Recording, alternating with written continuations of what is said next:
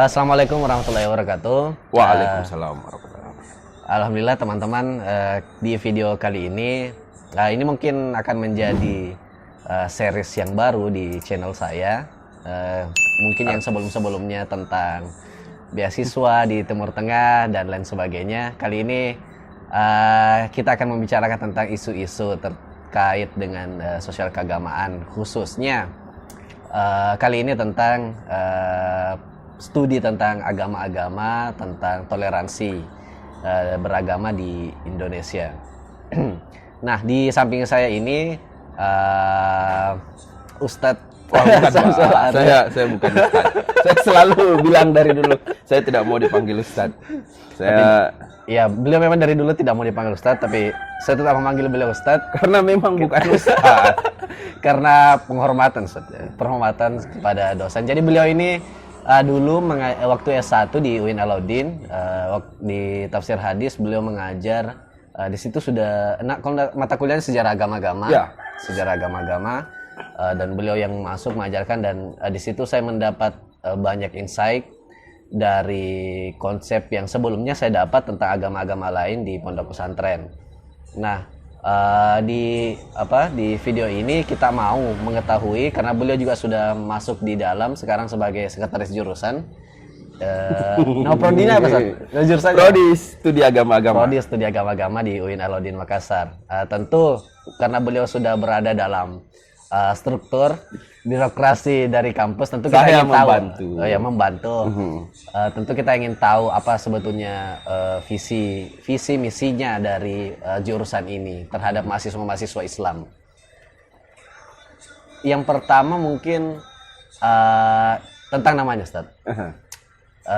Kenapa namanya studi agama-agama? Padahal yang sebelum-sebelumnya kita tahu yang dipakai itu adalah studi perbandingan agama. Kalau di syariah ada perbandingan mazhab, di usuluddin ada perbandingan agama. Kenapa berubah? Ini kayak serius sekali. Waduh.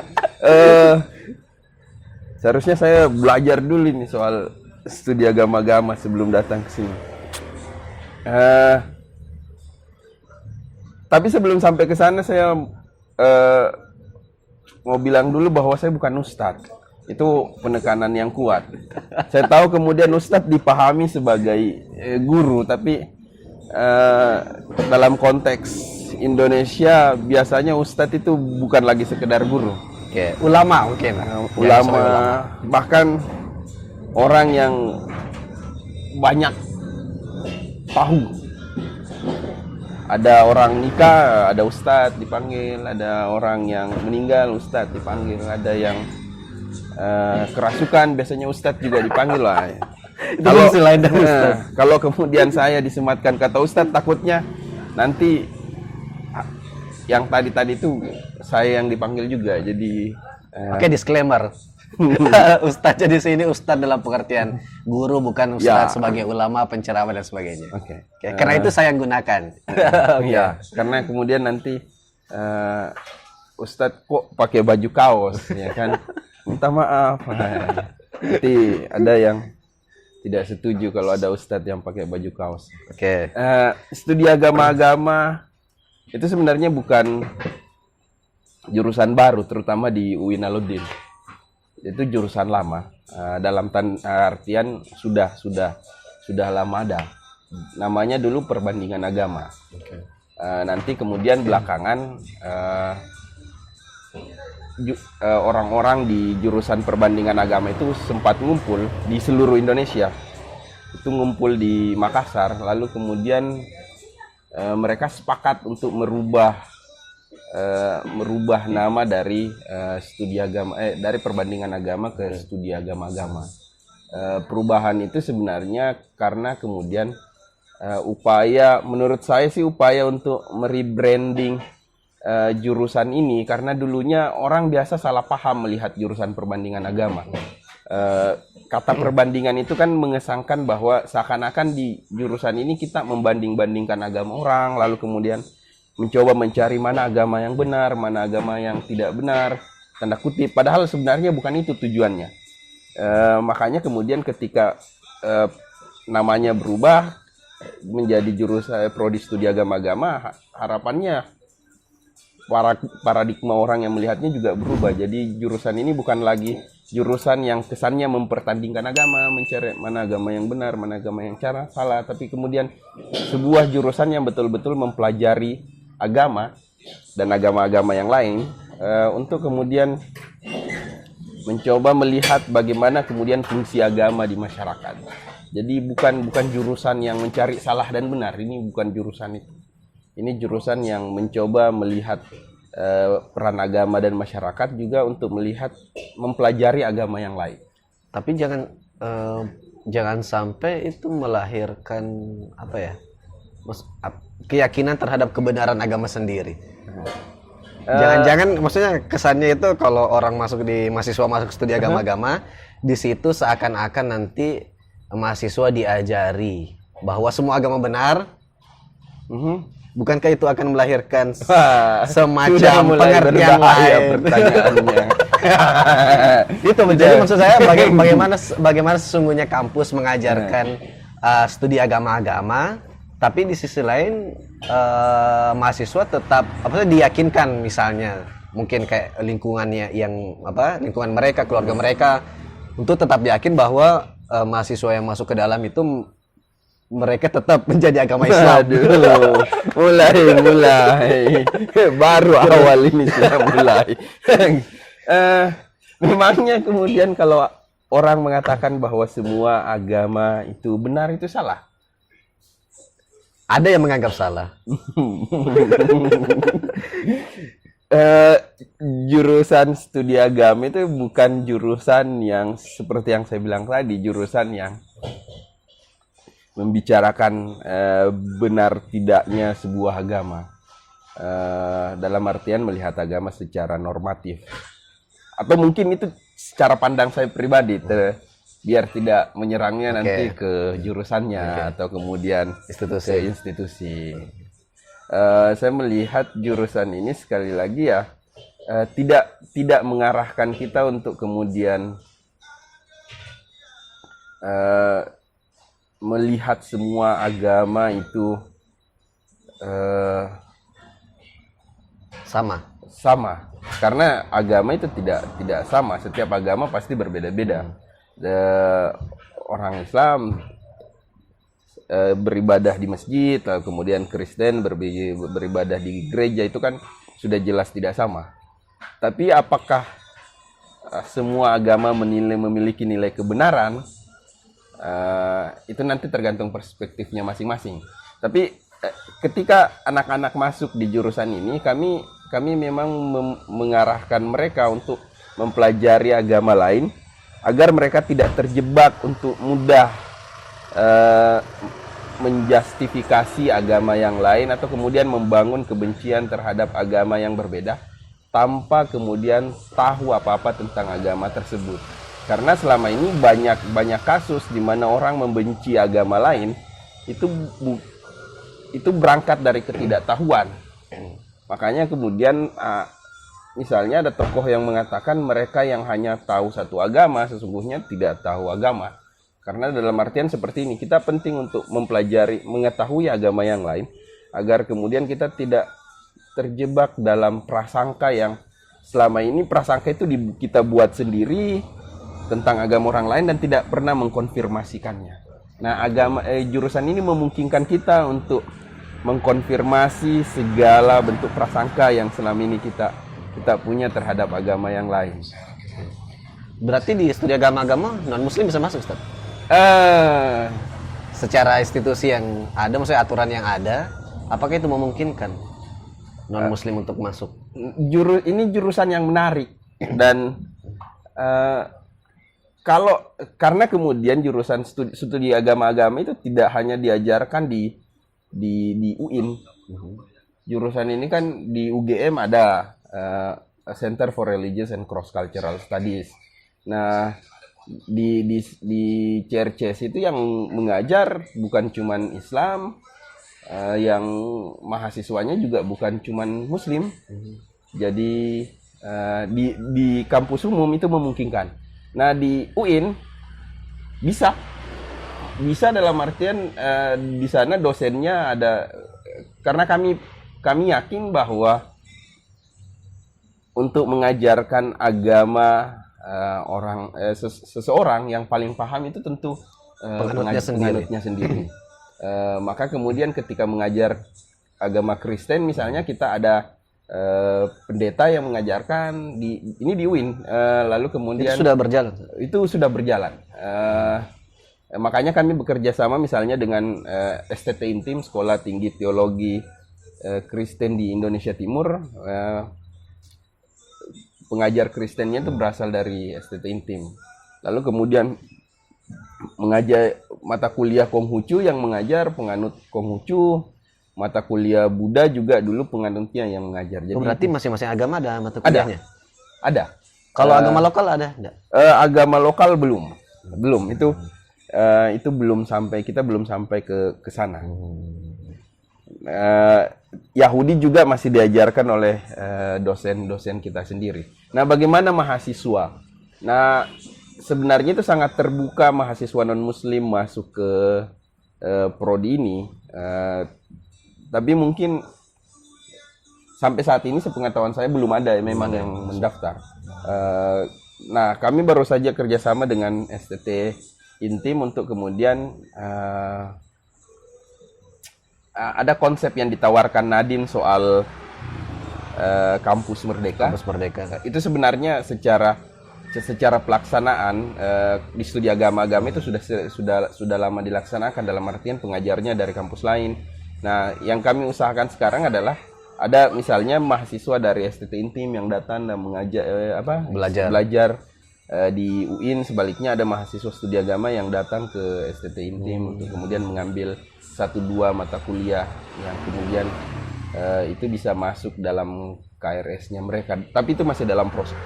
Oke, berarti tujuan dari studi agama-agama adalah bagaimana menghargai keyakinan masing-masing, bagaimana menghargai kebenaran tentang agama yang dianut oleh masing-masing orang. Ya, baik itu Islam, Kristen, Yahudi dan sebagainya. Ya, karena sekali lagi setiap agama itu pasti memiliki nilai kebenarannya masing-masing. Tanpa kita mesti mengakui bahwa itu juga kebenaran. Maksudnya saya sebagai Muslim misalnya, saya mengakui bahwa Islam adalah agama yang benar. Tapi saya bisa tetap menghargai keyakinan dari orang lain, keyakinan dari agama lain, tanpa saya harus meyakini sebagaimana mereka meyakini agamanya. Ya, bisa seperti itu. Itu boleh lah. Karena kalau misalnya, karena kan maksud saya kadang-kadang itu yang saya dapat ya dari masyarakat itu, ketika kita misalnya membincang tentang istilah pluralisme, itu seakan-akan menyamakan semua agama itu sama, semuanya akan masuk surga dan seterusnya, sehingga seakan-akan kata pluralisme itu berarti bahwa apapun agamanya toh nanti juga akan masuk surga. Itu dianggap bertentangan misalnya dengan nilai-nilai ajaran Islam. Karena di nilai-nilai ajaran Islam misalnya ya kita harus yakin 100% bahwa agama kita yang paling benar. Tapi sikap kita ke agama lain tentu di situ ada akhlak tersendiri yang berlaku. Menurut Ustaz, pluralisme itu bagaimana sebetulnya memahami pluralisme? Karena kan ada yang mencoba membedakan antara pluralisme dengan pluralitas. Ya. Saya orang yang memahami bahwa pluralisme itu bukan paham menyamakan sebuah agama, karena di awal tadi kan sudah kita bilang agama tidak mungkin sama. Tapi sebuah konsep yang mengakui keberagaman agama. Oke. Jadi pada sisi lain, menurut saya di orang-orang yang pegiat pluralisme itu tidak membincang tentang mana agama yang paling benar, mana agama yang tidak. Karena pembicaraan tentang mana agama yang paling benar, mana agama yang tidak, itu jarang sekali kita bicarakan. Termasuk di studi agama. Jurusan ini tidak sedang mencari, sekali lagi, tidak mencari mana agama yang paling benar. Nah, kita betul-betul mempelajari agama yang lain, melihat kemudian, kita melihat agama itu sebagai fakta sosial, sehingga kemudian bagaimana kemudian agama ini memberikan pengaruh pada masyarakat.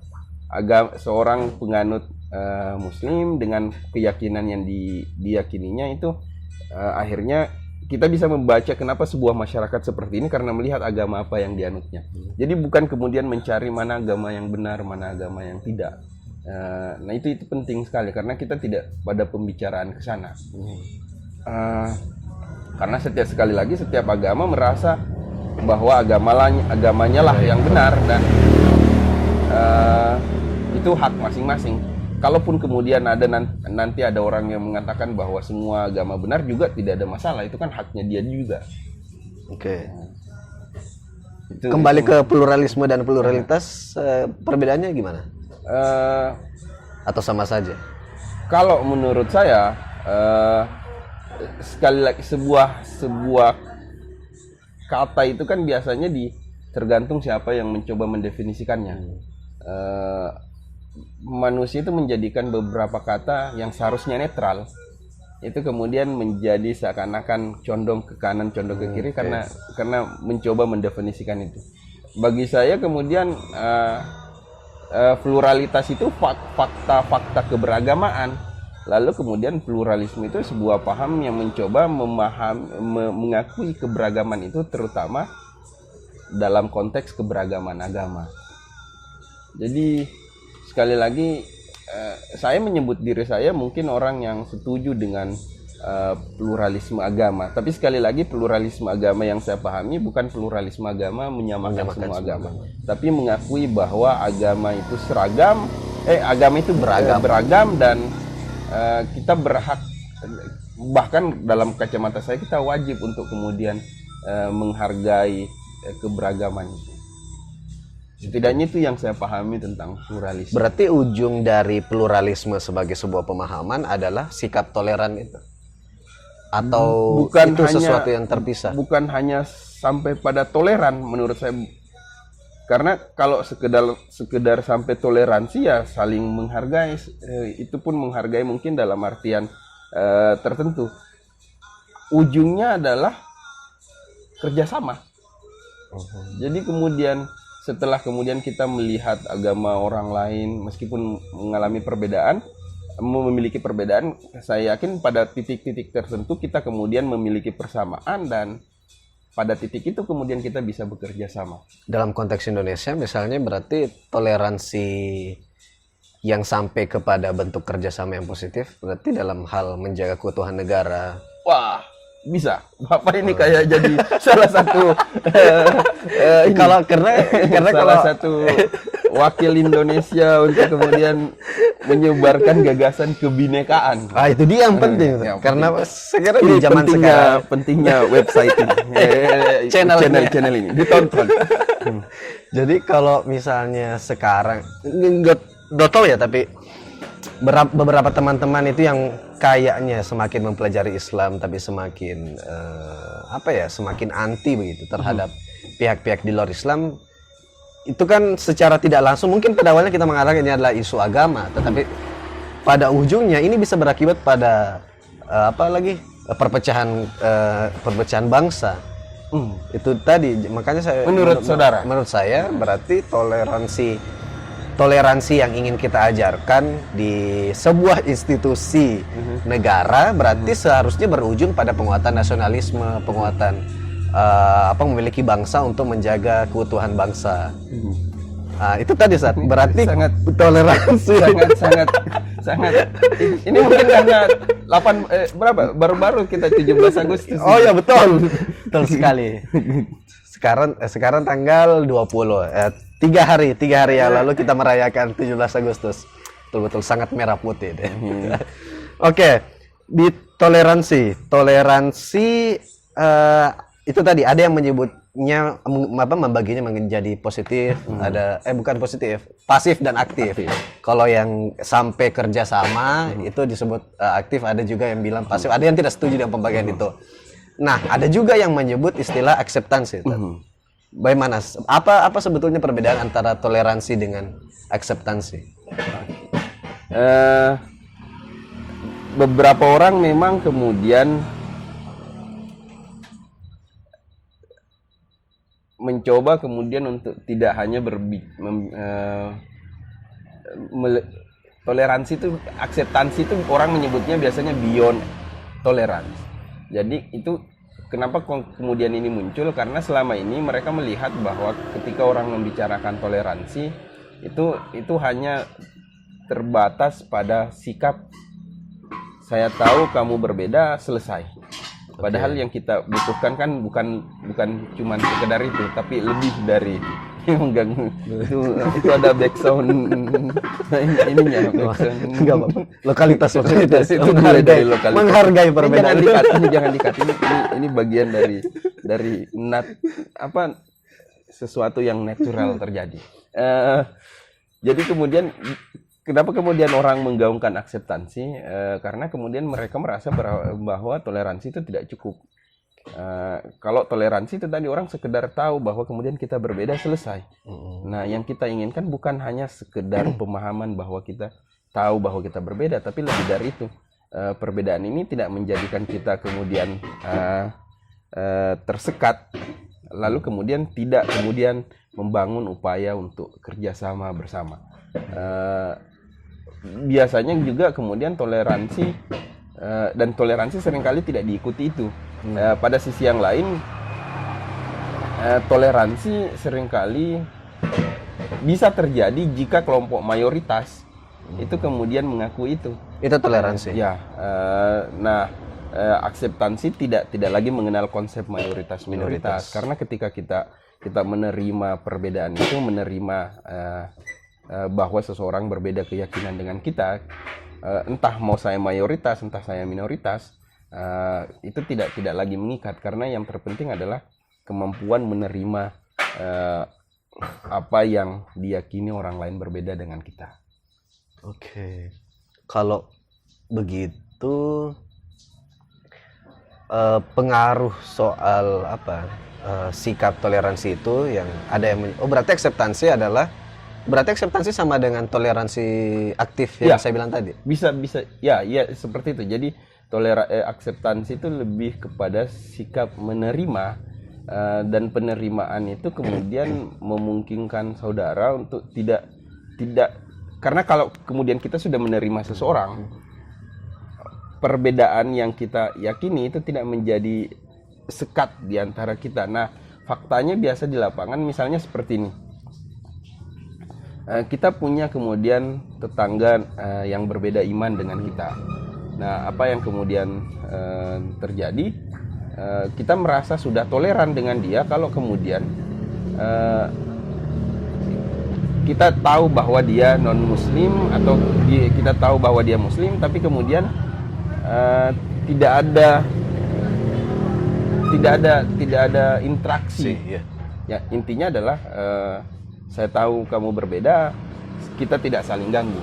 Padahal itu toleransi yang rapuh menurut saya.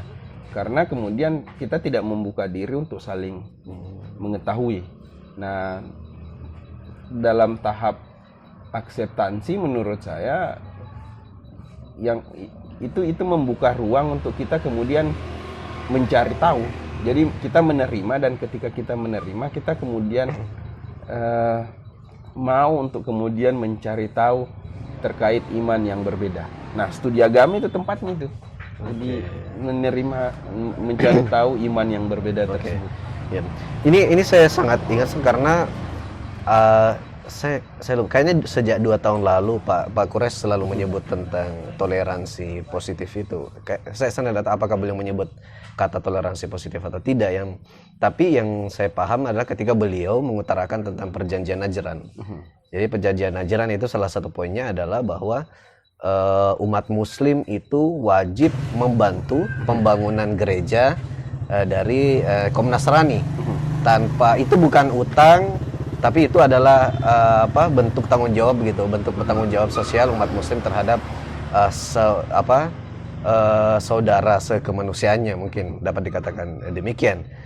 Sehingga saya kira kalau saat ini kemudian kita baru berbicara kembali tentang akseptansi, mungkin itu adalah penegasan terhadap apa yang sebetulnya sudah dilakukan oleh Rasulullah. Berarti sunnah Rasul adalah akseptansi sesungguhnya.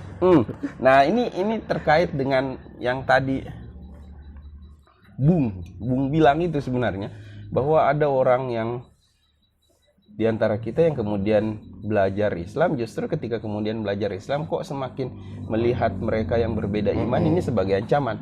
Nah, ini yang menurut saya belakangan ini salah satu tanda kutip masalah dalam keberagaman kita, terutama umat muslim. Saya tidak tahu kemudian dari mana teman-teman muslim ini melihat bahwa beriman secara islami, maksudnya peneguhan iman keislaman kita salah satunya adalah dengan membenci iman yang berbeda. Padahal kalau kita belajar dari Kanjeng Nabi misalnya, sejarah hidupnya kita lihat bagaimana kemudian sejak awal sekali kita melihat bahwa beliau bukan orang yang kemudian melihat iman yang lain itu sebagai musuh dalam artian hal yang harus kemudian dibenci, dihindari, tidak kemudian diberikan ruang untuk melaksanakan apa yang diyakininya. Nah, itu yang tadi saya bilang. Misalnya seperti ini, ketika pertama kali Nabi hijrah ke Madinah, kita tahu bahwa di sana bukan cuma orang Muslim, tapi ada non Muslim di sana, dan Nabi kemudian membuat semacam fakta integritas bersama yang kemudian memungkinkan, dan itu menyangkut mereka yang non Muslim termasuk Yahudi, dan itu bukti bahwa dari awal kemudian relasi Islam dan agama yang lain itu sudah terjadi. Kalaupun sekarang pada akhirnya kemudian kalau kita baca sejarah, pada akhirnya teman-teman Yahudi keluar dari Madinah, itu bukan karena kemudian mereka beragama Yahudi, tapi lebih kepada proses pengkhianatan yang terjadi, betul. Akhirnya kemudian mereka dikeluarkan. Jadi bukan karena iman mereka. Nah, mereka dimusuhi bukan karena keimanannya yang berbeda. Ya, betul. Dan itu menurut saya penting sekali melihat sejarah kita itu, membaca sejarah seperti itu, karena kemudian belakangan sejarah keislaman itu selalu dipenuhi oleh sejarah perang. Sejarah untuk menunjukkan bahwa bagaimana kemudian kita adalah agama yang mungkin tidak secara langsung, tapi akhirnya narasi tentang keberislaman itu selalu terkait dengan perang, lalu kemudian musuh Islam dan sebagainya. Itu sebabnya anak-anak begitu fasih ketika ditanya perang apa yang pernah diikuti oleh Nabi, mereka sampai tahu berapa jumlah Muslim, berapa jumlah Muslim yang meninggal, Muslim yang meninggal, berapa jumlahnya. Itu fasih sekali. Tapi kemudian ketika kita bertanya tentang soal Nabi misalnya, bagaimana contoh kebaikan Nabi? Nah, itu mereka agak kurang. Mereka tidak ditanya bahwa mungkin penekanan pengajaran itu. Padahal kan kayak yang harian misalnya, itu kan sebetulnya sangat familiar kisah bahwa Nabi setiap hari menyuapi orang Yahudi buta. Nah, iya, yang terus membencinya gitu. Jadi kemudian misalnya anak-anak kemudian tahu bahwa Nabi adalah contoh yang baik. Tapi ketika kita bertanya apa contoh yang baik itu, tiba-tiba mereka bingung, apa ya? Intinya Nabi baik. Tapi kemudian secara spesifik mereka kemudian akan bingung. Itu baru secara umum. Kalau kemudian kita tanya, apalagi kalau kemudian pertanyaannya seperti itu, ada tidak contoh Nabi kemudian berbuat baik kepada orang di luar agamanya? Mereka semakin bingung. Padahal itu yang tadi disebutkan Darul, banyak sekali contoh-contoh harian Nabi yang kemudian ini yang familiar sekali, yang sering sekali kita dengar. Setiap Nabi pergi sholat subuh, di jalanan dia menemukan ada kotoran manusia. Tiba-tiba satu saat kemudian Nabi pergi sholat subuh, tiba-tiba kemudian dia tidak menemukan kotoran itu. Nabi justru bertanya, di mana orang yang biasanya memberikan, kok kotorannya tidak ada. Akhirnya kemudian dia tahu bahwa orang itu sakit. Apa yang dilakukan Nabi adalah menjadi orang pertama yang menjenguknya. Itu kan hal yang menurut saya bukti bahwa ini loh Islam sebenarnya itu seperti ini. Inilah Islam yang ditunjukkan oleh Nabi, seperti itu. Islam yang kemudian memanusiakan manusia, penuh kasih, dan tidak melihat perbedaan agama itu sebagai batas untuk kemudian membangun batas untuk membangun kerjasama. Agama tercipta bukan untuk kemudian membatasi kita, apalagi kemudian dengan beragama itu kita tidak memiliki hak untuk kemudian membenci orang lain. Seakan-akan jangan sampai kemudian agama itu menjadi lisensi bagi kita untuk membenci orang lain dan menyebut diri kita adalah sebaik-baik orang beragama, karena itu yang berbahaya. Mending kemudian kalau dalam pandangan saya pribadi, dalam beragama mending kemudian kita menjadi orang yang selalu merasa memiliki banyak dosa dalam beragama dibanding kemudian terjebak menjadi orang yang merasa suci dalam beragama. Karena ketika orang, wah ini serius sekali. Ketika kita merasa suci dalam beragama itu jadi bahaya, karena itu bisa menjadi bumerang. Ketika seseorang merasa suci, dia akan seringkali melihat orang lain tidak suci dan merasa bahwa karena dia yang suci, dia memiliki hak untuk kemudian melakukan apapun untuk membenarkan orang lain. Wah ini saya menurut saya kenapa kemudian ini jauh sekali kita kemudian lari ketika kemudian kenapa iblis tidak mau sujud kepada Adam. Ketika iblis tidak mau sujud kepada Adam, menurut saya itu karena merasa dia lebih tinggi, lebih suci dibanding Adam. Nah, makanya ketika ada orang yang beragama dan merasa dirinya paling suci, wah jangan-jangan dia sedang mengikuti iblis. Wah itu jangan-jangan kan. Nah itu itu berarti seharusnya memang ditanamkan sejak kecil kepada anak. Oh iya, untuk para orang tua mungkin menurut Ustadz yang sebaiknya diajarkan kepada anak misalnya. Wah, itu bentuk konkretnya misalnya, atau misalnya yang Ustadz lakukan sendiri seperti apa? Kalau menurut saya sejak kecil memang anak-anak harus diberitahu, maksudnya diperkenalkan untuk kemudian menyadari bahwa ada keberagaman dalam beragama. Agar mereka anak-anak mungkin belum sampai pertanyaan kenapa mereka berbeda iman, tapi kemudian setidaknya kita di awal memperlihatkan kepada mereka bahwa ada loh perbedaan iman dalam masyarakat. Nah, saya kira itu mungkin banyak ya orang tua muda gitu yang kesulitan menjelaskan agama. Ketika misalnya anaknya bertanya, itu kok teman saya tidak sholat gitu. Karena dia, kenapa saya tidak seperti dia? Atau apakah Ustadz punya pengalaman saya belum punya pengalaman. Pernah dengar cerita gitu? Pengalaman saya yang paling terekam itu mungkin ketika saya masih kecil sebenarnya, masih SD. Saya pernah SD saya itu saya ingat waktu saya SD saya punya teman kelas non muslim yang kemudian pindahan di sekolah saya. Dan tinggal tidak jauh, sekitar 3 rumah dari tempat saya tinggal. Nah, saya sudah tahu bahwa kemudian dia non muslim. Nah, suatu ketika kami kemudian diskusi ala anak-anak SD bahwa Tuhan saya yang paling benar, Tuhan saya yang ini berat. Itu diskusi berat yang sebenarnya kita mungkin bercanda saat itu, tapi saya tidak tahu. Saya ingat bahwa kemudian ada titik poin di mana, kalau saya mencoba mengingat saat itu, ada titik poin di mana teman saya ini berusaha untuk mengatakan bahwa sebenarnya Tuhan saya dan Tuhan kami itu sama. Nah, itu SD itu pengalaman SD saya ingat sekali. Saat itu di pinggir lapangan sambil menunggu yang punya rumah. Waktu SD itu kan yang punya rumah di kampung itu kan tidak banyak. Kita tidak punya TV. Nah, kita sambil menunggu yang punya rumah memberikan lampu hijau untuk nonton TV, ya kita diskusi soal agama dan Tuhan. Wah, itu anak SD itu. Filosofis. Terlalu. Nah itu yang saya ingat. Saya ingat sekali teman saya pernah bilang seperti ini. Tuhan kamu dan Tuhan saya itu sama. Itu menarik. Jangan-jangan diajar sama orang tuanya? Wah, itu yang saya tidak tahu. Saya nggak tahu apa dia diajarkan sama orang tuanya, atau jangan-jangan itu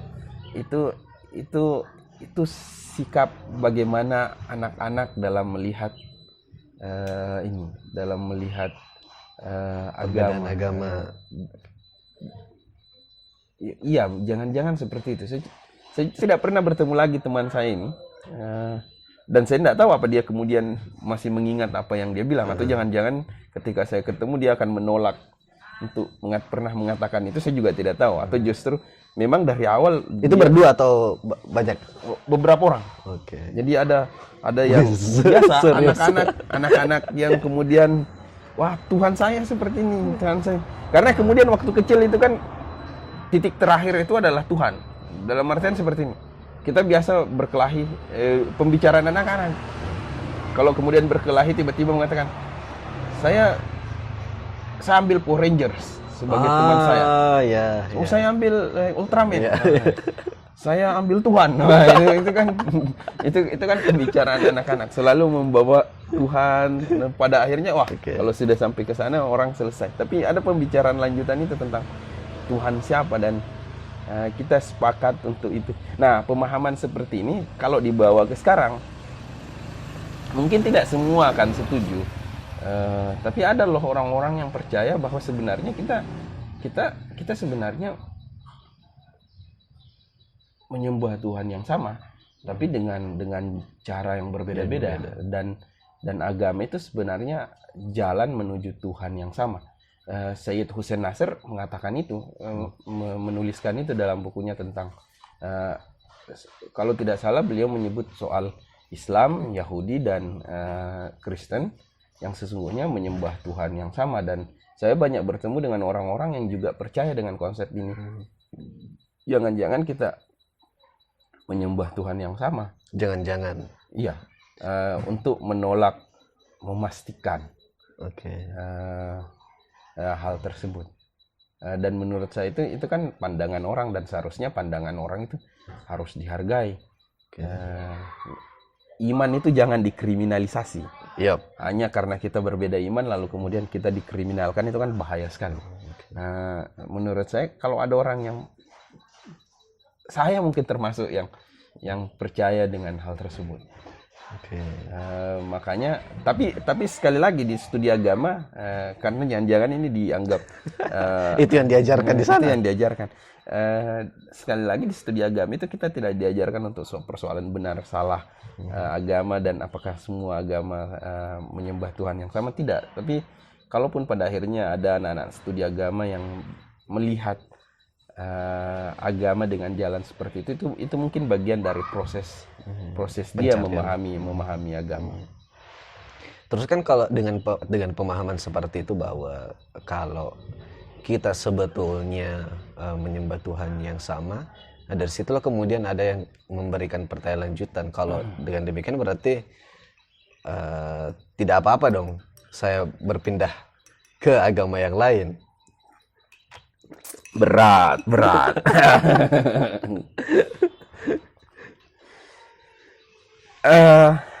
Agama itu sebenarnya soal Atau begini konkretnya, apakah di kelas ketika mengajarkan tentang agama-agama kemudian ada mahasiswa yang mengatakan, oh kalau begitu untuk menilai agama secara objektif seharusnya kan saya harus keluar dari agama saya.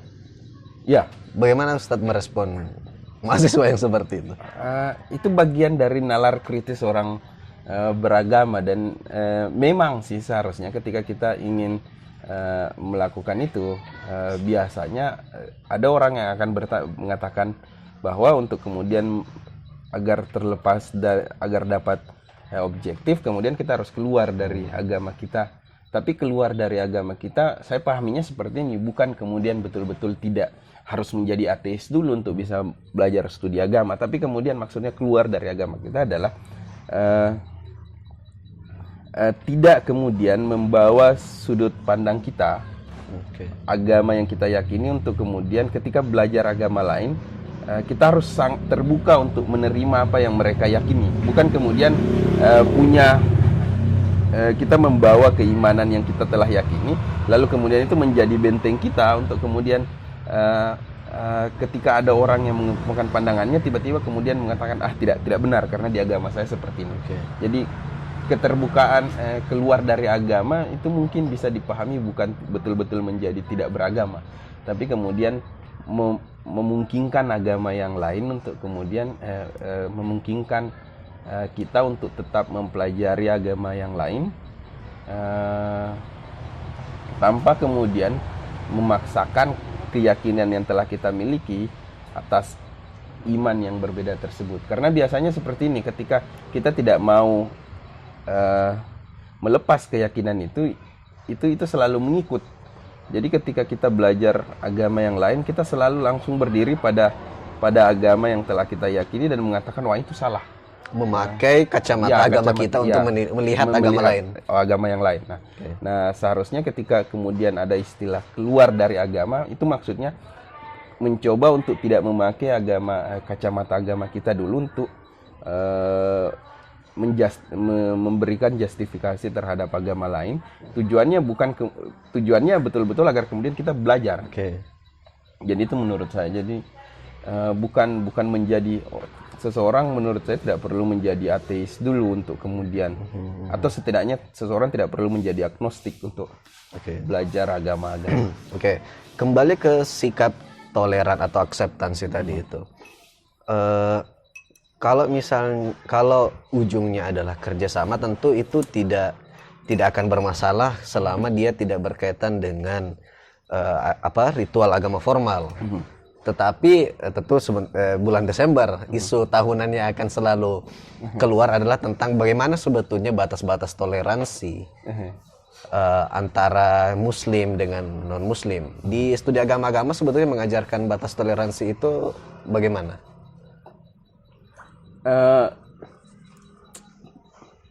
Batas-batas toleransi. Apakah kemudian di studi agama-agama kita atau misalnya seperti ini, apakah mungkin ada pertanyaan, apakah di studi agama membolehkan mahasiswa mengucapkan selamat Natal?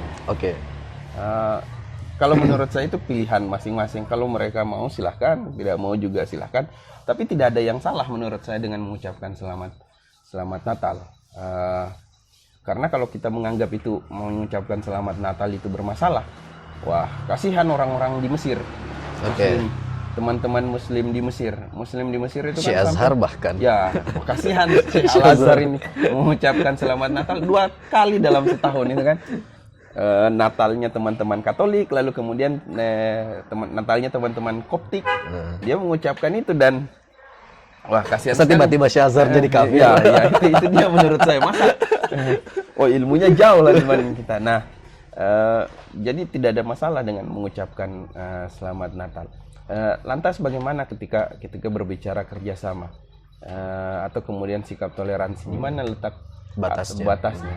Menurut saya kemudian selama tidak mencampur adukan keyakinan baru, maksudnya mencampur adukan. Selama menurut saya tidak mencampur adukan apa yang sudah menjadi ketentuan yang terutama dalam hal ibadah misalnya. Ketika misalnya kemudian ada yang mengatakan, saya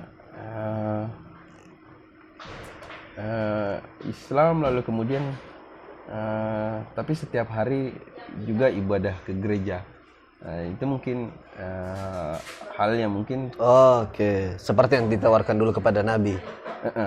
Itu yang menjadi rencana. Hari ini saya mau jadi Kristen, besok jadi Islam, besok jadi Hindu. Itu kayaknya tidak sampai ke sana. Toleransi itu tidak seperti itu. Kerjasama boleh, mengunjungi tempat ibadah orang lain juga boleh, membantu orang lain untuk membangun rumah ibadahnya juga menurut saya boleh, dan itu tidak seharusnya dibatasi. Yang dibatasi paling itu tadi. Jadi saya tetap melihat bahwa ketika teman-teman sudah memilih untuk menjadi Muslim, maka kemudian tidak kemudian beragama dengan menganut semua agama. Dalam artian hari ini saya Kristen, besok saya Muslim, besok saya jadi Yahudi. Apa mencampur aduk? Sinkretis itu nggak? Ya bisa jadi seperti itu. atau kemudian teman-teman mengikuti semuanya. Tapi kalaupun yang ada itu kan sekali lagi itu pilihan di luar. Tapi kalau menurut saya di studi agama kami tidak mengajarkan anak-anak untuk mencoba membuat ramuan baru, lalu kemudian mencipta semacam kemudian ajaran baru agama tertentu. Kami tidak mengajar soal itu. Memang sih di studi agama, terutama mahasiswa saya biasa kami ajarkan mereka bahwa cara ada tiga hal penting dalam membuat agama. Misalnya ketika ada mahasiswa yang bertanya apa syaratnya sesuatu bisa disebut agama, kami akan tunjukkan bahwa ini loh menurut tokoh ini hal yang dibutuhkan agar sebuah agama tercipta itu cuma 3 hal ini, dan mereka bisa, saya biasa memberi contoh teman-teman kalau mampu kemudian bisa membuat, kalau berani dan mampu bisa membuat atau mencoba membangun agama baru. Tapi sekali lagi kami tidak mengarahkan mereka untuk mencoba mencampur agama-agama tersebut menjadi sebuah ramuan yang baru.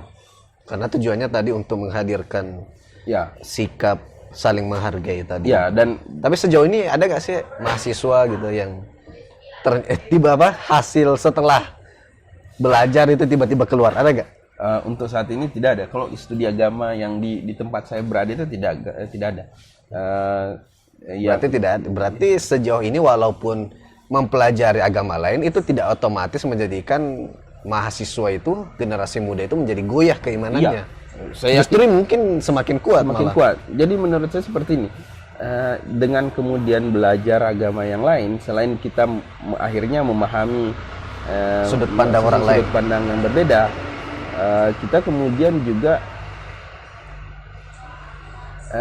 sambil belajar itu kita akhirnya ikut belajar agama kita pada akhirnya. Oh ternyata mereka seperti ini. Nah di agama saya bagaimana? Kok saya tidak pernah tahu. Akhirnya kemudian kita tertarik untuk mempelajari lagi. Jadi belajar agama lain itu akhirnya semacam memberikan, itu semacam cermin yang kemudian ketika kita belajar, tiba-tiba karena kemudian kita mempelajari konsep ini pada agama lain, kita langsung kemudian biasanya bertanya, oh lantas di agama saya bagaimana? Nah itu menariknya belajar agama yang lain. Makanya daftar di studi agama. Tiba-tiba promosi. Penting Pak. Prodi studi agama itu termasuk prodi yang sepi peminat sebenarnya. Oke. Beda dengan. Padahal kan sesungguhnya saya nggak tahu ya apa di kampus yang menjadi mata kuliah wajib di Fakultas Usuluddin studi agama itu menjadi mata kuliah wajib fakultas. Tapi di kampus belum, cuman di Fakultas Usuluddin. Saya sih mungkin akan bias karena saya orang studi agama, tapi saya melihat bahwa mata kuliah studi agama harusnya diajarkan di SMA. Pak, itu mungkin karena atau mungkin sebaiknya dia masuk ke PPKN mungkin. Ya, bisa juga seperti itu. Karena di negara mungkin di negara-negara yang sekuler meskipun tidak diajarkan tentang mata kuliah agama secara spesifik. Misalnya ada kalau di Indonesia kan kalau di sekolah yang umum ada pendidikan agama Islam. Tapi di negara-negara sekuler mungkin tidak ada itu, tapi kemudian ada mata pelajaran yang orang akhirnya tahu tentang agama-agama yang lain. Itu dari awal mereka ditunjukkan bahwa ini loh ada yang seperti ini. Nah, menurut saya studi agama-agama juga bagusnya memang diajarkan di SMA untuk kemudian mengenalkan anak-anak kita yang SMA bahwa ada agama yang berbeda dan ini loh pemahaman mereka. Jadi kita bukan pemahaman kita, karena yang seperti di awal tadi kita selalu memahami agama lain dengan cara pandang kita. Dan itu yang seringkali salah. Saya ambil contoh misalnya seperti ini. Kita mau belajar soal, saya ambil contoh Syiah lah misalnya. Ini intraagama. Ada orang yang mau belajar Syiah, tapi cara belajarnya adalah karena kemudian tidak belajar dari langsung orangnya, akhirnya kemudian saya mau belajar Syiah tapi pergi beli buku misalnya 71 kesesatan Syiah. Akhirnya kan yang dipahami adalah keburukan dan tanda kutip sebuah paham. Saya mau belajar tentang agama tertentu, agama A. Tapi kemudian saya pergi cari di internet 50 bukti kesesatan agama ini. Akhirnya kan itu jadi bermasalah. Makanya kita harusnya menyediakan ruang untuk orang lain mempelajari itu dari sudut pandang penganutnya, bukan dari sudut pandang orang yang membenci agama tersebut. Nah, itu penting agar kemudian mereka dari awal sudah diberitahu.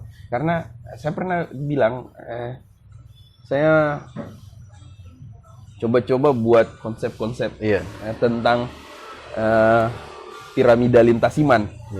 Jadi itu sebuah cara saya untuk mencoba melihat bagaimana sebuah masyarakat dan masyarakat beragama. Jadi ada konsep piramida lintas iman. Ini cara saya untuk membaca kenapa kemudian misalnya toleransi itu terkadang tidak bisa terjadi di sebuah masyarakat, apalagi akseptansi. Itu karena kemudian pada level paling bawah di piramida lintas iman itu saya menyebutnya kesadaran lintas iman. Di kesadaran lintas iman itu semacam pemahaman di sebuah masyarakat bahwa kemudian ada iman yang berbeda. Nah, biasanya dan itu berada pada level paling bawah kesadaran lintas iman. Nah, kita hanya berada dan di level bawah ini pun kan bermacam-macam. Ada yang sadar bahwa kita berbeda iman, tapi iman saya yang paling benar. Ada dan iman lain itu harusnya disalahkan. Ada yang kemudian percaya bahwa kita berada pada iman yang berbeda dan kita saling menghargai. Tapi meskipun kita saling menghargai, karena saya mayoritas, kamu tidak bisa menjadi pemimpin. Ada juga yang itu yang paling bawah. Ya, itu masih level di kesadaran lintas iman. Jadi ada orang yang sadar iman mereka berbeda, tapi imannya yang paling benar. Ada orang yang percaya bahwa iman kita berbeda-beda, kita saling menghargai, tapi persoalan pemimpin misalnya, karena saya mayoritas maka orang dari iman saya yang kemudian seharusnya. Ada juga yang kemudian pada level pemahaman lintas iman, kita berada pada iman yang berbeda, kita saling menerima, kita saling menghargai. Siapapun yang terpilih kalau alam demokrasi ya silahkan. Nah pemahaman iman ini biasanya itu dipengaruhi oleh kesadaran lintas iman kita, itu dipengaruhi juga oleh dari mana kemudian kita tahu iman yang berbeda tersebut. Jadi kalau misalnya saya belajar iman yang lain itu apakah dari mereka atau kemudian saya memang tidak pernah belajar. Biasanya kemudian ketakutan atas iman yang berbeda itu kan karena kemudian kita tidak tahu. Saya pernah bilang kayaknya di kelas waktu dulu masih SMA dan masih jadi atlet, belum ini dari saat tadi kayaknya perut saya kelihatan tambun sekali. Dulu saya pernah jadi atlet dulu. Badan agak atletis, perut belum terlalu. Saya pernah seperti Darul yang ini tangan kiri nanti bermasalah. Saya tangan santai. Dulu saya atlet basket waktu SMA dan pesantren saya itu pernah ikut pertandingan basket. Saat itu namanya, ini enggak apa-apa disebut merek ini. Terserah. Namanya Hexos Cup. Jadi itu bisa dititkan kalau dianggap endorse. Tidak masalah. Jadi kami pernah ikut sebuah event. Jadi ini semacam perebutan babak ke-8 besar. Jadi ini pertandingan terakhir penentuan Sulawesi Selatan. Saya sekolah kami yang untuk mewakili Sulawesi Selatan. Ya. Jadi sekolah pesantren saya itu ketemu dengan sebuah sekolah Kristen Katolik di Makassar. Ini seharusnya cuma pertandingan basket, tapi kemudian kok kesannya jadi semacam, saya selalu bilang ini kok kesannya macam perang Badar antara Muslim dan Dengan Muslim. non-Muslim. Padahal ini pertandingan basket biasa. Nah, pasca pertandingan itu yang saya ingat adalah bagaimana teman saya itu setelah pertandingan jabat tangan lalu kemudian lari ke belakang, dia lap tangannya lalu kemudian berbisik, habis babi, pegang babi. Itu kan itu mungkin karena imajinasi tentang kekristenan, mereka lihat bahwa Kristen selalu identik dengan babi. Padahal kalau kemudian kita belajar studi agama-agama, kita akan menemukan ada kelompok Kristen yang justru tidak makan babi. Nah, stereotip seperti itu kan banyak muncul, dan biasanya stereotip itu Dan muncul memang karena- tidak benar, apapun sebetulnya Ya. memang tidak benar. dan tidak benar memang. Nah, stereotip itu muncul itu karena mereka tidak tahu. Mereka cuma belajar agama lain, mungkin tahu agama lain dari dirinya sendiri, dari kelompoknya. Bayangkan kalau kelompoknya memang selama ini kelompok yang kemudian selalu menghujat agama lain. Itu yang kemudian membangun kesadaran lintas imannya. Belum lagi di level kedua ada pemahaman lintas iman. Nah, pemahaman lintas iman itu apakah kita kemudian paham tentang iman yang lain? Dari mana kemudian kita memahaminya? Karena ada orang yang belajar agama yang lain tapi tujuannya memang untuk mencari ini keburukan agama-agama yang lain. Studi agama itu bukan jurusan menciptakan tokoh yang menjadi pendebat agama. Ada kan di YouTube itu banyak tokoh-tokoh yang kemudian Ahli debat agama untuk menunjukkan bahwa agamanya yang benar dan agama yang lain salah. Di semua agama, kalau kita lihat YouTube itu kayaknya ada tokoh dari agama-agama tertentu itu yang cara untuk menunjukkan agamanya. Dan penontonnya banyak. Banyak penontonnya. Saya tidak tahu, lebih banyak dari penonton channel ini. Jadi cara mereka menunjukkan bahwa agama mereka itu hebat dengan kemudian menjatuhkan agama yang lain. Padahal kita tidak perlu menjatuhkan agama yang lain untuk menunjukkan bahwa agama kita adalah agama yang baik. Itu tidak perlu dilakukan. Tapi ada yang seperti itu, dan saya tidak tahu contohnya mereka ambil dari mana. Dan banyak penontonnya. Banyak penonton. Ya. Nah, studi agama itu bukan seperti itu. Mungkin ujungnya ya yang saya lihat mungkin dianggap sebagai metode dakwah gitu. Karena kan salah satu metode dakwah adalah debat tadi itu. Tapi mungkin ujungnya yang saya kurang setuju secara pribadi. Karena kalau yang saya ketahui selama ini memang betul Nabi itu berdebat, tetapi itu bukan debat dalam ruang terbuka yang seperti itu. Debatnya mungkin lebih seperti dialog. Ya. Karena biasanya apa yang mereka pahami mereka konfirmasi begitu. Mereka konfirmasi kepada Nabi, kemudian dijelaskan oleh Nabi dan seterusnya. Dan setelah itu ya sudah tidak disertai dengan provokasi untuk membenci agama tersebut. Ya sudah, kalau sudah sampai di tahap teologi misalnya yang tidak bisa ketemu, ya sudah, sikap Nabi tetap pada sikap menghargai dan menghargai hak-hak mereka sebagai manusia. Kalau di Madinah berarti sebagai masyarakat Madinah. Itu dia yang saya lihat mungkin beda-bedanya dengan yang perdebatan yang sekarang, itu selalu disertai dengan provokasi untuk menyudutkan agama lain, bahkan sampai kontak fisik. Ini wajar ini Qatar memberi Bapak beasiswa ini. Nggak salah ini Qatar ini memberi beasiswa sama orang-orang seperti ini. Bagus nih Qatar. Lain. Qatar Foundation tolong lanjutkan. Qatar Foundation. Beasiswanya bisa dilanjut. Ya, penting. Tolong support lah channel ini ya. Di mana di subscribe-nya? Di sini. Ya seperti itu memang. Dan saya sih memahami Nabi sebenarnya bukan berdebat tapi berdialog. Dialog lalu kemudian mencoba menghadirkan konfirmasi. Kalau kemudian ada yang kita tidak tahu, diucapkannya dengan ada perbedaan, diucapkannya dengan kalimat-kalimat yang baik, bukan kemudian dengan menghina dan sebagainya. Nah, yang ada kalau di channel-channel YouTube itu justru kemudian misalnya menjatuhkan agama yang lain. Yang lebih parah lagi itu kan belantara komentar YouTube. Lebih liar. Jangan berani main YouTube kalau tidak berani Tidak membaca sanggup. komentar ini. Wah, Sebaiknya tidak dibaca. tapi jangan, komentarnya tetap dibolehkan, itu bagian dari Demokrasi. demokrasi. Tapi enggak usah terlalu Tapi dimasukkan dalam- sebagai umat Islam, tolong ingat ayat yang mengatakan jangan menghina sesembahan agama lain. Ya itu. Itu dia. Soalnya begini, Ustaz, saya tuh selalu merasa dalam konteks keberagaman ya. Terkadang seseorang merasa lebih beragama, kemudian mereka lantas melandaskannya ke dalil tertentu.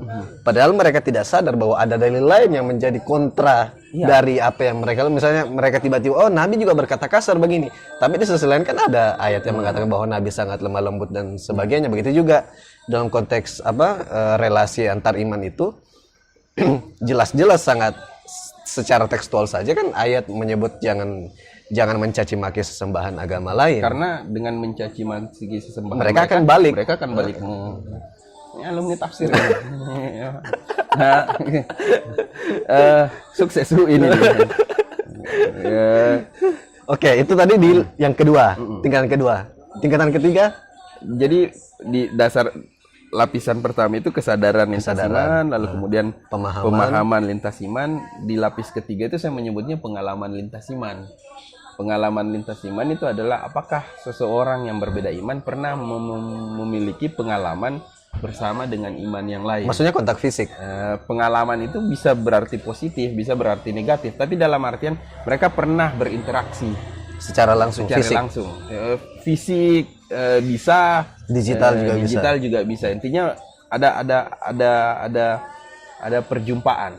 Kita bisa menyebutnya sebagai perjumpaan lah, perjumpaan lintas iman. Itu penting karena kemudian nah pada konsep biasanya, konsep toleransi yang selama ini dipahami itu kan cuman mengatakan oh depan sana non muslim, sini muslim, selesai.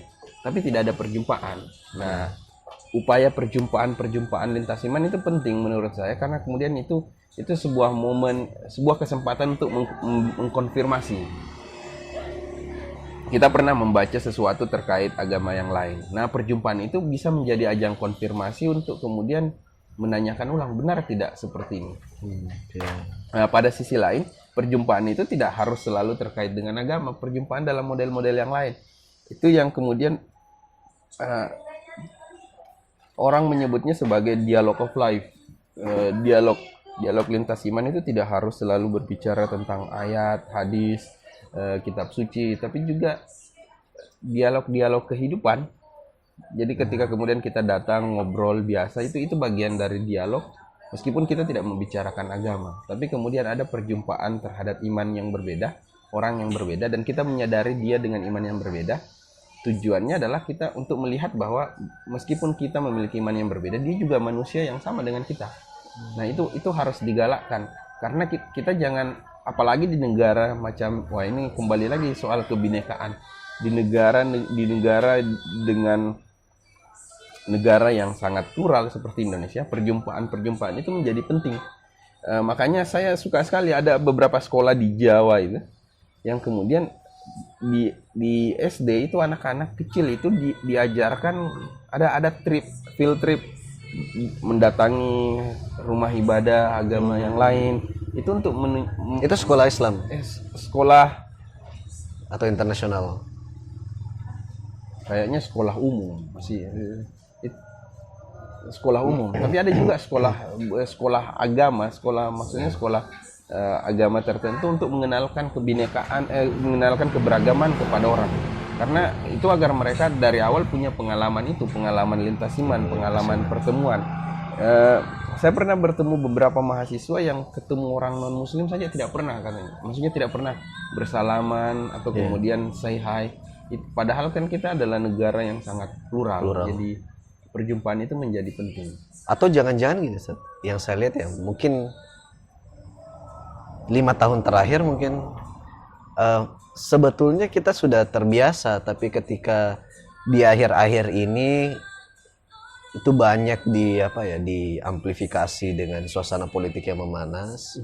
Saya melihat itu menjadi pengkristalan identitas Muslim yang mengakibatkan interaksi kita menjadi kaku. Barrier itu semakin banyak penghalang-penghalang perjumpaan lintas iman itu. Karena kalau saya ingat-ingat dulu kayak pengalaman pribadi begitu, kayaknya dulu waktu SD gitu itu kayak biasa gitu. Justru yang saya ingat misalnya ketika pergi perlombaan, saya dari Bone misalnya pergi perlombaan ke Olimpiade di Makassar. Itu Bapak dari dulu memang waduh, Olimpiade. Waduh. Saya pergi Olimpiade di Makassar. Itu saya ingat itu di sini di pesantren apa yang di Sudiang itu. Jadi kita ke sana, itu ada satu yang Kristen. Ada yang Kristen. Itu tidak ada perbedaan perlakuan, tidak ada perbedaan bahkan kita saling membantu ketika kita sholat. Yang jaga kamar itu ya mereka yang non muslim itu, dan itu tidak ada masa kayak kita mau makan ya makan bareng, tidak ada kayak merasa risih satu piring dengan mereka, itu tidak sama sekali. Itu kan indah sekali. Iya, itu dia maksud saya. Dulu kayaknya tidak semengirikan ini, setajam ini perbedaan-perbedaan itu, sehingga kasihan sekali. Kadang-kadang saya merasa kasihan sekali teman-teman yang saat ini mungkin tidak punya pengalaman-pengalaman yang seperti itu. Ini mungkin pengaruh sosial media sih. Maksudnya dulu kita belum di masa lalu waktu kita masih kecil itu kan kita sosial media tidak semasif ini pengaruhnya, dan nah sekarang kemudian dengan masifnya kemudian konten-konten di sosial media, lalu kemudian begitu banyaknya orang yang juga mengkampanyekan semangat eksklusivitas beragama, dan itu dikonsumsi oleh anak muda, akhirnya itu kemudian berpengaruh pada kehidupan keseharian mereka. Makanya kemudian channel-channel YouTube seperti ini penting jadi sekali. penting, tolong disupport Kementerian Agama, tolong Dirjen Bimas Islam, tolong. Wah, penting sekali hal-hal jadi sosial media itu juga kemudian menjadi ajang kampanye tentang inklusivitas beragama. Biar kemudian, karena memang zamannya beda. Zamannya ya seperti ini, anak-anak SD, SMP, SMA akhirnya bisa mengakses YouTube dan semuanya, dan mereka kemudian melihat banyak orang yang mengkampanyekan gagasan mereka di sana, ya memang itu ajang kampanye gagasan, dan tergantung mereka mau pilih yang mana, tapi kemudian konsekuensinya pada kegiatan sosial keseharian mereka. Kalau mereka kemudian lebih senang mendengar kelompok-kelompok misalnya yang mengkampanyekan tentang eksklusivisme beragama, akhirnya ketika di masyarakat dia akan kemudian melihat orang yang berbeda iman itu seharusnya dibatasi pergaulannya. Nah, padahal kalau kita melihat anak kecil itu kan mereka sebelum mereka mengenal sosial media, sebelum mereka mungkin belajar dari guru-guru mereka kan anak kecil itu mereka tidak mengenal ini anak dari suku mana, ini anak dari agama mana. Yang mereka inginkan ya cuman main. Dan itu enak sekali dunia anak-anak. Tapi kemudian ketika mulai mengenal sosial media, mulai mengenal, diajarkan soal cara keberagaman yang tidak tepat, akhirnya mulai membatasi. Ini non muslim, saya tidak mau. Ini muslim, ini bukan dari agama saya. Dan itu yang berbahaya kalau anak-anak kecil sudah dipahami, diracuni menurut saya oleh pemahaman seperti itu. Karena sekali lagi perbedaan iman itu bukan menjadi alasan kita untuk tidak kemudian membangun kerjasama. Oke, baiklah. Sekira penutup ya. Dalam realitanya ketika kasus yang kayaknya tahun lalu, bukan kasus sih, tapi maksudnya fakta yang ada yang dipermasalahkan baik di media sosial, misalnya yang main biola itu ya, main biola di dalam gereja. Saya nggak tahu itu apakah itu acara misa atau bukan yang acara misanya, tapi menurut Ustadz gimana? Apakah itu sudah kelewatan? Kalau main bola main biola. Kalau saya kira main bola. Kalau main bola di dalam gereja jangan. di lapangan aja. Saya ingat dulu saya pernah waktu main bola di tempat yang salah, akhirnya kemudian kita dihukum sama ustaz. Nah, tapi kalau main biola di dalam gereja tidak ada masalah juga. Kayaknya bukan persoalan main biolanya yang dipermasalahkan di dalam gereja. Betul. Karena kalau main biola di dalam Main biola mengiringi prosesi misa pakai biola nggak sih? Saya nggak tahu sih.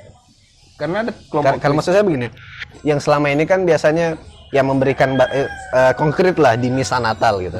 Di misa Natal menjaga gereja oke, nggak masalah.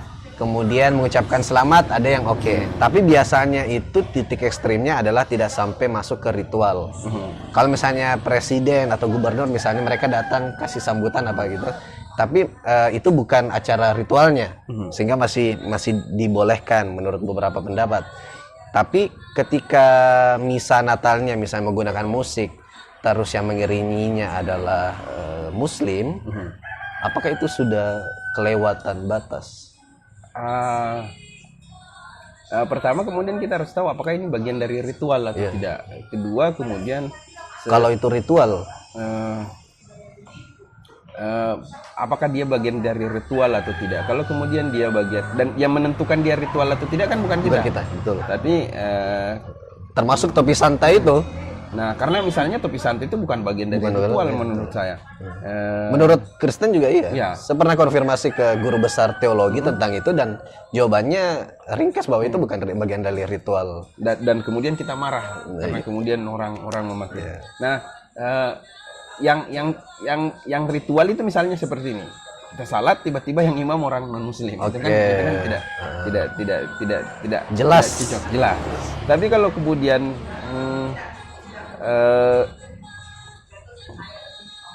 ada orang yang kemudian memainkan, Atau itu jangan-jangan sama dengan kita sholat pakai mic yang dibuat oleh orang Kristen. Atau itu terlalu jauh? dan itu tidak ada masalah kan? Tidak ada masalah. Tidak ada masalah. Jadi memang terkadang kita mempermasalahkan hal-hal yang seharusnya tidak perlu dipermasalahkan karena kemudian kita tidak tahu sejarahnya. Mungkin saya tidak tahu terkait yang biola itu. Mungkin apakah pemain biolanya yang dipermasalahkan atau kemudian Pemain biolanya muslimah berjilbab yang saya lupa di gereja mana. Tapi itu banyak sih viral soal itu. Tapi itu dia saya nggak tahu apakah itu misa, ritual atau nah itu tidak. dia, kita kemudian harus tahu dulu apakah kemudian itu ritual atau tidak. Yang kedua kemudian apakah ada unsur paksaan di sana. Kalau kemudian tidak ada unsur paksaan, menurut saya yakin kemudian orang yang melakukan ini juga punya Alasan tersendiri. Niatnya apa kemudian hanya orang yang tahu kan. Jadi itu menjadi masalah misalnya belakangan karena kemudian ada dua simbol agama yang belakangan kan kita mengalami situasi di mana simbol agama menjadi sangat kuat. Identitas keagamaan naik, nah kenapa dia menjadi viral? Karena ada dua simbol agama yang dibenturkan. Ada yang jilbab, ada gereja. Kita benturkan, oh ini kok bisa? Padahal harusnya tidak boleh seperti ini. Nah, makanya kemudian dia menjadi viral. Kalau seandainya yang pakai biola tidak pakai jilbab, mungkin beda lagi. Nah, itu yang tadi saya bilang karena kemudian orang gagal melihat keindahan dalam keberagaman agama. Orang sangat menolak jika ada simbol agama itu bergabung. Padahal ketika ada orang dengan simbol agamanya masing-masing berkumpul, itu bukan contoh bahwa orang sedang mencampur adukan agama, tapi kemudian itu adalah contoh realitas keberagaman bahwa ada orang dengan simbol agamanya masing-masing, mereka bisa bersama berkolaborasi dan itu sesuatu hal yang indah. Tapi kita gagal melihat keindahan tersebut. Kayak pelangi. Ya, Kayak juga itu. Warna Gobox. Ini harus dipindahkan ke sana. Gobox Gojek tolong. Warna Anda merepresentasikan pelangi harmoni lintas iman Indonesia. Macam baju pelangi. Ini baju buatan teman-teman di Pisgen. Oke, first generation. Oke lah. Apa lagi ya? Membahas terakhir. Tadi udah terakhir sebetulnya. Ketuhanan yang Maha Esa. Aduh, Saya ingin membahas ketuhanan yang Maha Esa. Karena Ustadz tentu sudah banyak membaca tentang jangan perspektif Pak Ustadz. agama. Panggilan saya ya, tolong ya. Itu panggilan saya ya. Susah pokoknya, susah kalau panggil Pak, tidak kurang srek. Padahal saya sedang menumbuhkan kumis ini biar bisa dipanggil Bapak. Bagaimana sebetulnya tentang ketuhanan yang Maha Esa? Karena banyak generasi muda. Karena teman-teman saya selalu bertanya soal ini. Ketuhanan yang Maha Esa, dia bilang ketuhanan yang Maha Esa itu kan berarti cuma Islam. Karena menurutnya ya yang tauhid ya cuma Islam.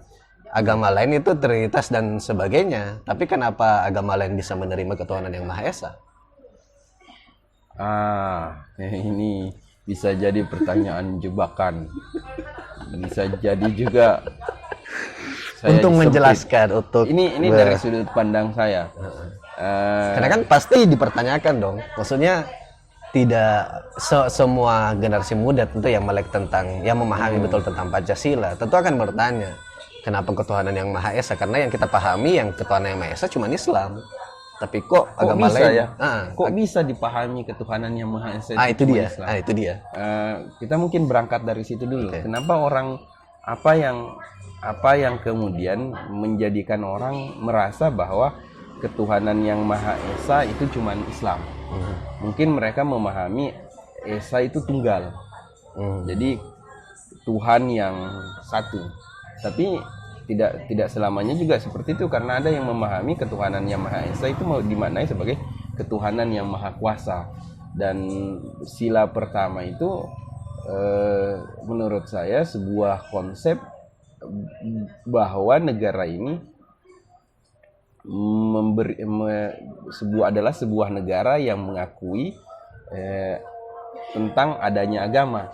Jadi ketuhanan Maha Esa itu sebenarnya sebuah sila pengakuan tentang keyakinan keberagamaan. Nah, apapun agamanya. Nah, yang biasa disalahpahami itu sebenarnya seperti ini. Kita merasa bahwa negara ini hanya negara milik 5 atau 6 agama, atau 5 dibaca 6 agama. Seakan-akan kemudian kalau ada penganut agama lain itu tidak diakui. Padahal kemudian negara ini sebenarnya mengakui apapun agama yang dianut pemeluknya. Yang membedakan adalah ada agama yang di tanda kutip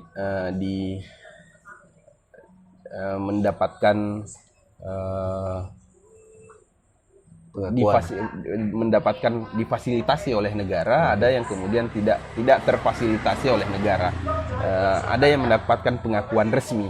Tapi bukan berarti ada agama yang tidak dan itu di sisi lain ada agama yang mendapatkan pengakuan resminya di belakang. Nah, konsep-konsep seperti ini kan banyak terjadi di masyarakat. Misalnya di Indonesia tadi sudah disebutkan ada penganut agama leluhur. Orang menyebutnya agama-agama lokal. Nah, itu kan baru belakangan mendapatkan pengakuan. Nah, kalau kemudian mau dipertentangkan, apakah mereka juga menganut, karena konsep kebertuhanan itu kan berbeda-beda. Ada konsep kebertuhanan yang kemudian memahami bahwa wujud Tuhan itu tunggal. Ada yang memahami bahwa konsep kebertuhanan yang disebut sebagai Tuhan itu tidak hanya bersifat satu, tapi bisa dalam berbagai macam bentuk. Ada yang memahaminya berbeda-beda. Dan konsep ketuhanan yang Maha Esa menurut saya adalah sebuah konsep pengakuan akan Indonesia sebagai negara yang mengakui adanya agama dan mengakui adanya Tuhan. Itu yang saya mau bilang tadi. Ketuhanan yang Maha Esa itu sebuah bagian dari Pancasila yang mengakui bahwa negara ini adalah negara yang mengakui adanya Tuhan. Bagaimana orang memahami Tuhan itu tergantung bagaimana agama mereka mengkonstruksi konsep ketuhanan tersebut. Karena kalau kita mau jujur, agama-agama ini melihat Tuhan itu dengan caranya masing-masing. dan tidak semua dan esa itu tidak semuanya memahaminya sebagai eka atau tunggal. Ada juga memahaminya sebagai kuasa. Nah, itu menurut saya. Nah, yang selama ini mungkin karena yang itu tadi, pemahaman lintas agama kita kurang, pengalaman lintas agama kita kurang, akhirnya kemudian